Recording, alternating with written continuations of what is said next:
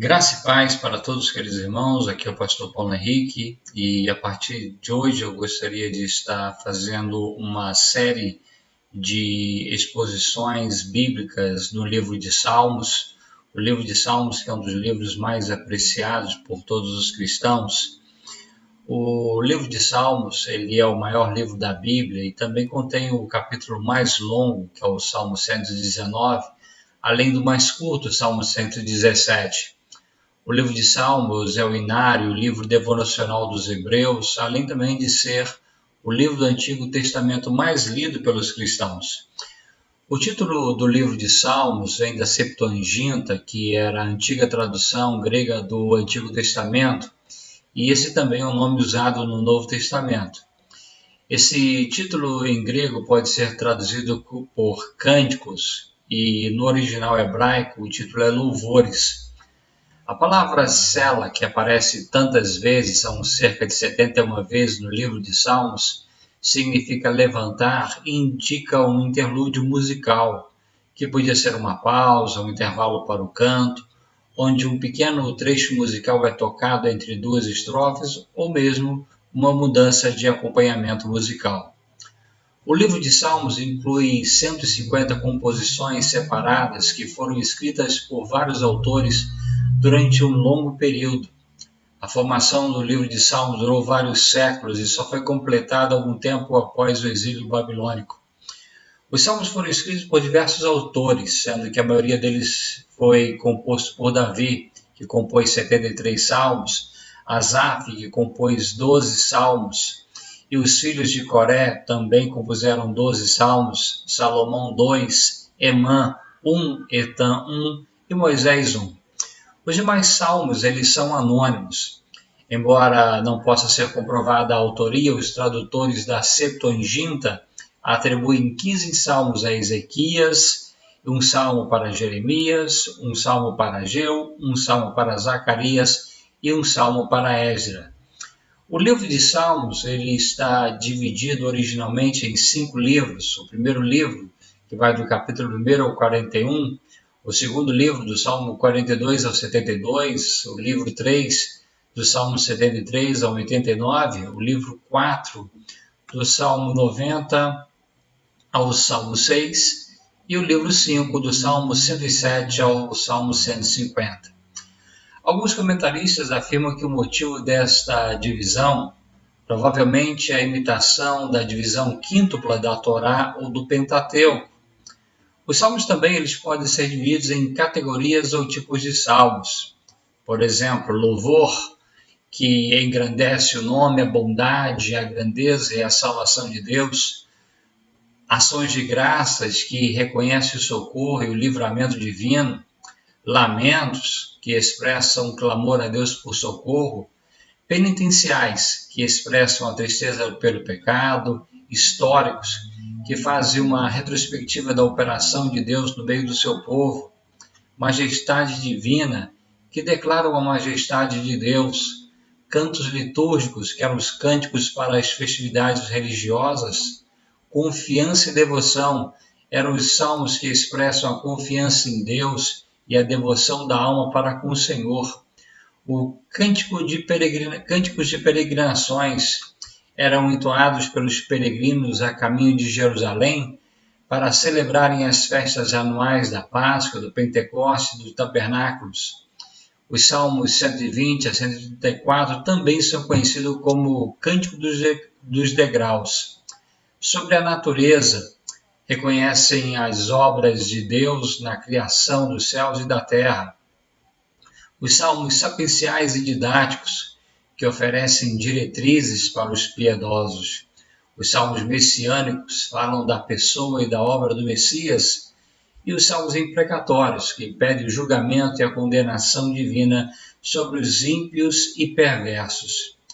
O livro de Salmos, o propósito do livro de Salmos é instruir acerca de Deus, da vida, da natureza do ser humano, bem como promover ao povo de Deus um inário com uma coletânea de cânticos para adoração nas diversas situações da vida, escritos para expressarem os mais profundos sentimentos da alma em relação a Deus. Algumas das verdades fundamentais se destacam ao longo do livro de Salmos são: primeiro, Deus merece o louvor. Segundo, Deus protege e resgata os justos quando eles padecem necessidade. Terceiro, Deus irá abençoar o obediente e julgar o desobediente. Quarto, a revelação de Deus, ou seja, a sua palavra, deve ser o fundamento da adoração. Quinto, a verdadeira adoração envolve inúmeras emoções que são frutos da experiência da vida. Esses são alguns das verdades fundamentais apresentados no livro de Salmos. E eu gostaria de começar então essa série de exposições bíblicas com a leitura do Salmo 1 e a exposição desse salmo. O Salmo 1 diz: Bem-aventurado o homem que não anda no conselho dos ímpios, não se detém no caminho dos pecadores, nem se assenta na roda dos escarnecedores. Antes o seu prazer está na lei do Senhor, e na sua lei medita de dia e de noite. Ele é como árvore plantada junto a correntes de águas, que no devido tempo dá o seu fruto, e cuja folhagem não murcha, e tudo quanto ele faz será bem-sucedido. Os ímpios não são assim, são, porém, como a palha que o vento dispersa. Por isso, os perversos não prevalecerão no juízo, nem os pecadores na congregação dos justos. Pois o Senhor conhece o caminho dos justos, mas o caminho dos ímpios perecerá. A maneira como o livro de Salmos inicia é muito importante. Os dois primeiros salmos, eles não são necessariamente orações, mas declarações. A primeira oração que nós encontramos nos salmos é o Salmo 3. O Salmo 1, ele não é louvor, nem ação de graças, não é súplica, nem ato de confiança. É, na verdade, uma reflexão tranquila, uma afirmação segura sobre o destino do homem. O Salmo 1 é uma introdução apropriada para o livro, pois resume e contrasta os dois caminhos pelos quais as pessoas devem escolher viver, o caminho dos justos e o caminho dos ímpios. Esse salmo pode ser classificado como um salmo sapiencial ou de sabedoria, por causa da sua ênfase nesses dois modos de vida, no uso de semelhanças, no anúncio de bênçãos, na centralidade da lei ou da palavra do Senhor para uma vida plena e abençoada. O Salmo 1 se propõe a desafiar os seus leitores a se comprometerem com o Senhor e com a sua lei ou palavra. O desejo do salmista é nos ensinar o caminho para a bem-aventurança e nos avisar sobre a destruição certa dos ímpios ou os injustos. Esse salmo pode ser dividido em duas partes, onde são apresentados dois caminhos, os dos justos e os dos ímpios. Na primeira parte do salmo, do versículo 1 ao versículo 3, o salmista revela em que consiste a felicidade e a bem-aventurança dos justos, quais são os seus procedimentos e quais são as bênçãos que receberá do Senhor. Na segunda parte, do versículos 4 ao versículo 6, ele contrasta o estado e o caráter daqueles que não têm a Deus, revela o futuro e descreve em linguagem impressionante seu destino final. Dos versículos 1 ao versículo 3, nós vemos o caminho dos justos, é perto de Deus. O salmo começa com o pronunciamento de bênção. Bem-aventurado o homem, diz o salmista.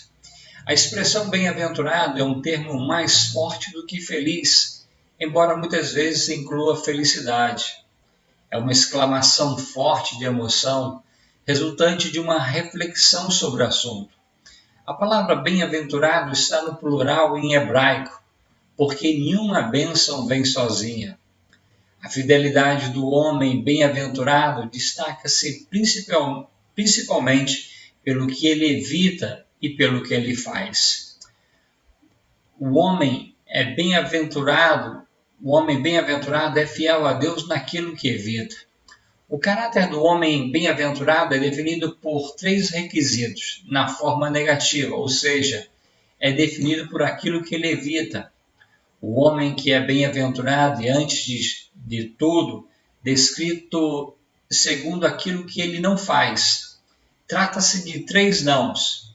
Ele não anda no conselho dos ímpios, ele não se detém no caminho dos pecadores e ele não se assenta na roda dos escarnecedores. Essas 3 frases mostram 3 aspectos e degraus de separação de Deus, pois retratam a conformidade com o mundo em 3 níveis diferentes: a aceitação dos seus conselhos, a participação dos seus costumes e a adoção da sua atitude mais fatal, que é se assentar entre os zombadores. Isso porque os zombadores, se não forem os mais repreensíveis dos pecadores, são os mais distantes do arrependimento, como mostra Provérbios 3:34. É importante dizer que ninguém segue o conselho dos ímpios por obrigação. Ninguém anda no caminho dos pecadores porque é forçado. Ninguém se assenta na roda dos escarnecedores a não ser por sua livre escolha. As pessoas seguem, andam e se assentam no caminho dos ímpios porque é isso que desejam. Desejamos o caminho dos pecadores porque os temos observado tão intensamente a ponto de ser atraente para nós aquilo que eles fazem. Corremos muitas vezes atrás das distrações do mundo e damos ouvidos às suas promessas vazias. E por fim, nos damos conta que nos tornamos perigosamente semelhantes a eles. Mas o versículo 1 apresenta uma progressão dos verbos, que vai do menor ao maior compromisso. Não anda, não se detém, não se assenta na roda dos ímpios. Os justos não olham para os ímpios como fonte de sabedoria e nem seguem o conselho deles, o seu comportamento. A sua companhia não é com aqueles que vivem a falsidade e zombam da verdade e da justiça. Os 3 requisitos negativos preparam o caminho para aquilo que é positivo e que é a sua verdadeira função e valor. O homem bem-aventurado é fiel a Deus naquilo que faz. Os 3 cuidados anteriores garantem uma parte da felicidade aos homens que fogem do estilo de vida mundano. A outra parte da felicidade é alcançada quando tal homem busca conhecer a Deus para a vontade de Deus para cumpri-la. A única esperança contra os prazeres passageiros do mundo é o prazer contínuo na verdade de Deus. O justo ama a lei de Deus, ou seja, a sua palavra, e a lei de Deus expressa a sua vontade. Portanto, o justo deve desejar fazer o que Deus requer dele. A justiça negativa, ou seja, deixar de fazer, não basta. Os que fogem do pecado devem também correr atrás da virtude e crescimento espiritual. Afastar-se do caminho dos ímpios é o início, mas o alvo maior é se aproximar do Senhor. O homem bem-aventurado é aquele que tem o seu prazer, que tem o seu prazer na lei do Senhor e na sua lei medita de dia e de noite. A lei do Senhor se coloca em oposição ao conselho dos ímpios. A instrução divina é a base de conduta do justo e é o grande tesouro do seu coração. O justo não apenas lê, mas medita, demora-se na presença do Senhor. O termo hebraico medita envolve algo mais do que uma simples reflexão silenciosa. Significa sussurrar ou proferir sons baixos, como aqueles que uma pessoa faz ao ler para si mesmo, mas não em alta voz.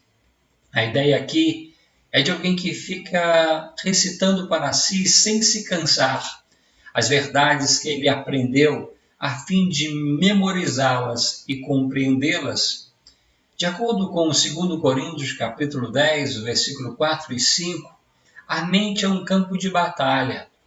Paulo descreve esse conflito em termos de guerra espiritual, não contra as pessoas em si, mas contra os padrões de pensamento, filosofias e ideologias anticristãs. É uma guerra pelo domínio da mente. Por isso, Paulo recomenda aos crentes em Roma. Em Romanos 12:2 ele diz: E não vos conformeis com este século, mas transformai-vos pela renovação da vossa mente, para que experimenteis qual seja a boa, agradável e perfeita vontade de Deus. O resultado de meditar na palavra de Deus é comparado a uma árvore plantada perto de uma grande fonte de água, recebendo todos os nutrientes e toda a água que precisa para se desenvolver e, consequentemente, produz muito fruto e as suas folhas não murcham. Essa é uma descrição figurada, mas muito clara, da segurança e da produtividade da vida daquele que ama o Senhor e aquele que é guiado pela sua palavra. Porém, o versículo 4 diz: Porém, os ímpios não são assim. O caminho dos ímpios, segundo o versículo 4 ao versículo 6, é longe de Deus. O contraste entre os que confiam em Deus e os que não confiam é claro. Em vez de serem comparados a uma árvore frondosa, os ímpios são comparados à palha, sem vida, sem valor, inútil, morta e facilmente levada embora. O contraste é forte. Os ímpios são comparados à palha que o vento leva, cuja ideia é algo do que não se pode aproveitar, algo que é passageiro e transitório. Os ímpios são comparados a plantas mortas, sem raízes e que não produzem fruto. O julgamento de Deus caiu sobre eles, em vez das bênçãos abundantes de Deus. A figura desse versículo é o ato de debulhar o trigo. As espigas produzem seu grão e o que resta é inútil. Os homens lançam ao ar a palha para que o grão dela se separe, e o que sobra, sendo de menor peso, é soprado pelo vento. O que cai de volta ao chão, então, é queimado no tempo apropriado. O salmista declara que os ímpios não ficarão em pé no juízo, ou seja, eles serão condenados. Diante do justo juiz, eles não terão argumentos para se defender. O trigo e o joio crescem juntos, as escórias se misturam com o ouro. No céu, porém, não haverá pecadores. O salmista termina no versículo 6 explicando que os dois caminhos da vida determinam o destino dos que o seguem. O versículo 6 diz: O Senhor conhece o caminho dos justos, mas o caminho dos ímpios perecerá. Essa declaração mostra claramente que Deus conhece os que lhe pertencem. O termo conhecer na Bíblia significa muito mais do que um conhecimento intelectual. Antes, transmite a ideia de um relacionamento pessoal de cuidado e afeição. Concluindo, nesse salmo, o caráter e a condição, o destino presente e futuro dos justos e dos ímpios são descritos e contrastados. O salmista demonstra que a verdadeira felicidade tem uma fonte certa, que é viver segundo a palavra de Deus, e que longe de Deus, ainda que haja sucesso momentâneo, o resultado final será tristeza e dor. O salmista descreve o homem bem-aventurado como aquele que anda de acordo com a palavra do Senhor, e o contrasta com os ímpios que perecerão. Os dois futuros possíveis são felicidade final e eterna para os que buscam conhecer a Deus, e fracasso e perda eterna para aqueles que buscam a alegria momentânea e a satisfação de todos os seus desejos longe de Deus. O Novo Testamento ele traz à luz as implicações eternas contidas nesses dois caminhos. Os dois caminhos nesta vida são determinados pela relação do indivíduo com o Senhor Jesus. O caminho dos justos é guardado pelo Senhor, enquanto o caminho dos ímpios não tem sucesso nem futuro. Que Deus nos dê o desejo e a força para amarmos e meditarmos em Sua palavra dia e noite. Amém.